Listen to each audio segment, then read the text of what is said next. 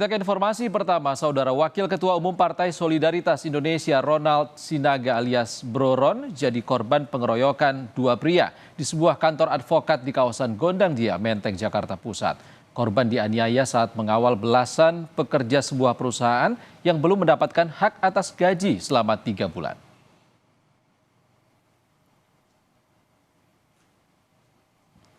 Kami tak dapat menayangkan utuh video karena mengandung unsur kekerasan.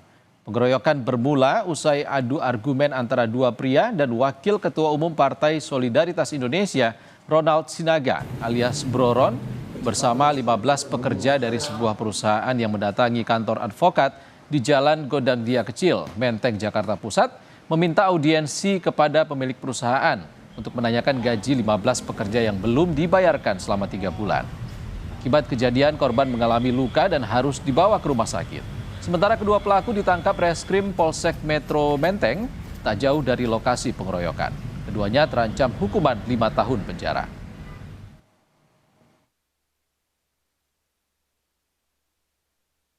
Kita dari Polsek mencoba untuk audiensi di antara kedua belah pihak. Namun di tengah proses audiensi ini, terjadilah keributan sampai berujung pada pengeroyokan. Diduga pengeroyokan ini dilakukan oleh 2 orang. Kemudian untuk tindak lanjut dari Polsek sudah kami amankan terduga pelaku 2 orang untuk diproses lanjut. Keduanya langsung diamankan di lokasi atau di lokasi berbeda? Keduanya diamankan di sekitar TKP kejadian.